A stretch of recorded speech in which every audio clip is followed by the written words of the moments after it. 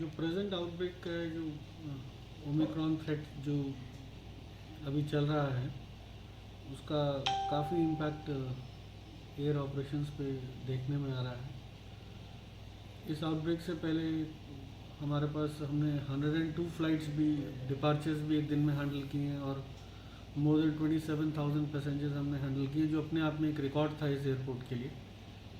But इस Omicron threat के बाद स्लोली एंड ग्रेजुअली पिछले 15 दिन में अगर हम देखें तो एयरक्राफ्ट ऑपरेशंस काफ़ी इम्पैक्ट हुए हैं और एवरेज जो हमारे पास 93 94 था वो 88 हुआ। 88 होने के बाद it came down to 75 departures a day. 75 departures के बाद it came down to 68 departures a day और प्रेजेंटली अभी हमारे पास 60 डिपार्चर्स अ डे हैं। ये डिपार्चर्स अपनी जगह हैं, लेकिन इसके साथ साथ फुटफॉल में बहुत फ़र्क पड़ा है। अराइविंग पैसेंजर्स के नंबर में बहुत फ़र्क पड़ा है। 4,500 5,000 पैसेंजर आ रहा है। जाने वाले पैसेंजर का जो नंबर है वो कंपैरेटिवली ज़्यादा है। तो एवरेज फुटफॉल जो कभी हमारे पास एवरेज 23,000 से 24,000 पर डे होता था, वो अभी घट के रफली अराउंड 10,000 10,500 रह गया है।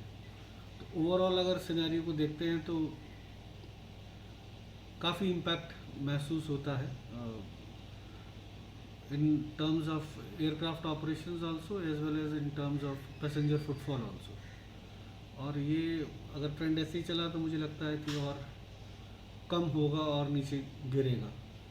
Sir, you think the flight operations are dependent on some SOPs put in by the other states or something on that, sir? It is not practically or truly reflective of that. Basically जिस pace पे ये spread हो रहा है, अगर हम गोवा की भी बात करते हैं, गोवा में 3,400 3,700 मतलब लोग पॉजिटिव आ रहे हैं, इतने नंबर पॉजिटिव आ रहे हैं बिकॉज मे बी शायद हम टेस्टिंग ज़्यादा कर रहे हैं। तो ओवरऑल शायद एक साइकोसिस है, ह्यूमन साइकोसिस है कि ऐसे टाइम में लोग अवॉइड करते हैं बाहर निकलना या जाना। शायद आप और हम भी ऐसा ही करेंगे। तो शायद ये उसका भी एक रिजल्ट है। स्टेट प्रोटोकॉल्स, दूसरी स्टेट्स के जो प्रोटोकॉल है वो अपनी जगह हो सकते हैं, वो अपने आप में बड़ी स्टेट्स हैं, उनका अपना प्रोटोकॉल हो सकता है, उनकी अपनी मजबूरियां हो सकती हैं। लेकिन ये मुझे ऐसा लगता है कि स्टेट प्रोटोकॉल्स के अलग से ज़्यादा जो पैसेंजर खुद है वो ये डिसाइड करता है कि उसको जाना है कि नहीं जाना है। अभी डिक्लाइन है, पैसेंजर्स का डिक्लाइन काफ़ी रैपिड है।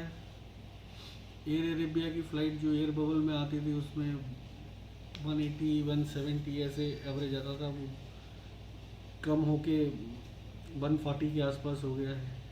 जो दुबई की फ़्लाइट थी उसमें लास्ट दिनों में तो सिर्फ 66 अराइवल हुए हैं, 66 पैक्स का अराइवल हुए हैं। प्लस इसके अलावा कज़ाकिस्तान से जो फ़्लाइट आ रही थी एयर अस्ताना और स्कैट की, वो फ़्लाइट्स को बेसिकली चूँकि कज़ाकिस्तान में सिचुएशन इमरजेंसी सिचुएशन लगी हुई है, वहाँ की पॉलिटिकल सिचुएशन ख़राब होने की वजह से वो फ़्लाइट्स कैंसिल हो गई हैं।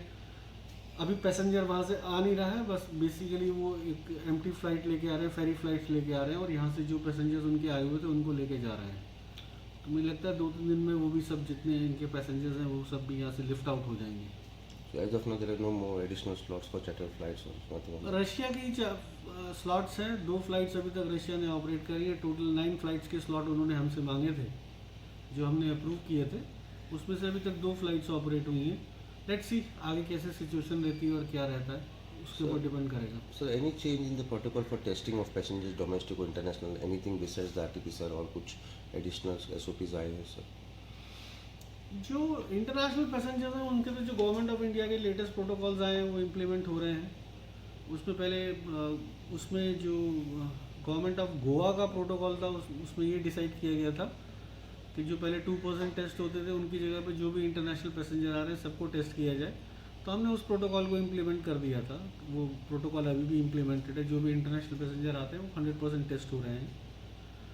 और डोमेस्टिक में अभी तक कोई चेंज आया नहीं, तो जो प्रोटोकॉल गवर्नमेंट ऑफ गोवा का डिसाइडेड है उसी को हम फॉलो कर रहे हैं। So just 2 vaccinations are enough? Vaccination और RT-PCR? Any Covid negative certificate, अच्छा, one of the two. One of the two, Okay. One of the two. मुझे लगता कि अभी रिसेंट फ्यूचर में ऐसी कोई कमर्शियल फ्लाइट्स इंटरनेशनल शुरू होंगी, बिकॉज जो डेटा अवेलेबल है या जो इन्फॉर्मेशन अवेलेबल है उस हिसाब से Europe is suffering badly because of this wave. And जो हमारे पास पैसेंजर्स आते थे या तो वो यूके वगैरह से आते थे, या अगर यूरोप से भी वो ट्रैवल करते थे तो वो ट्रांजिट करते थे वाया कतर वगैरह। बट अभी ऐसी कोई स्थिति है नहीं। जैसा हम अपने घर से बाहर निकलने के लिए घूमने जाने के लिए तैयार नहीं है, तो वैसे ही शायद वही स्थिति उनके साथ भी है कि वो भी अपने देश को छोड़ के अवॉइड कर रहे हैं जाना कहीं घूमने के लिए। Sir anything that you want to comment on expansion of airport, उसका कुछ जो आपका काम चल रहा है वो कहीं पे हेल्प अप हुआ है? एक्सपेंशन ऑफ एयरपोर्ट जो हमारा प्रोजेक्ट चल रहा है उसमें हम लगे हुए हैं, वो काम ऑलरेडी चल ही रहा है। उसको अभी तक कोई ऐसा सीवियर इम्पैक्ट आया नहीं है बिकॉज हम फाउंडेशन वगैरह कास्ट कर रहे हैं और ये सब चीज़ें कर रहे हैं। अदर एस्पेक्ट्स भी हम जो उसके साथ हैं वो टेक केयर कर रहे हैं। चूँकि बहुत ज़्यादा लेबर ओरिएंटेड काम नहीं है साइट पे, इसलिए हमें इसमें कोई विशेष दिक्कत नहीं है।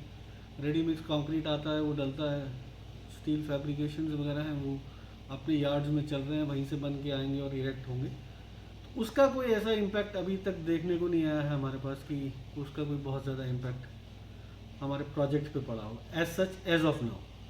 तो मल्टी लेवल कार पार्किंग का कुछ? Multi level car parking case में जो फाइनल रिपोर्ट थी वो सबमिट हुई है। उसमें एक सपोर्ट डॉक्यूमेंट मांगा गया है जो TBRL है चंडीगढ़ से, कि जो उन्होंने सजेस्ट किया गया था, जो उनके द्वारा मिटिगेशन मेजर सजेस्ट किए गए थे, उनका एक सर्टिफिकेशन मांगा गया है। तो वो सर्टिफिकेशन की रिक्वेस्ट हमने TBRL को कर दी है और that thing is also going on process. वो भी मुझे लगता है जल्दी हो जाएगा।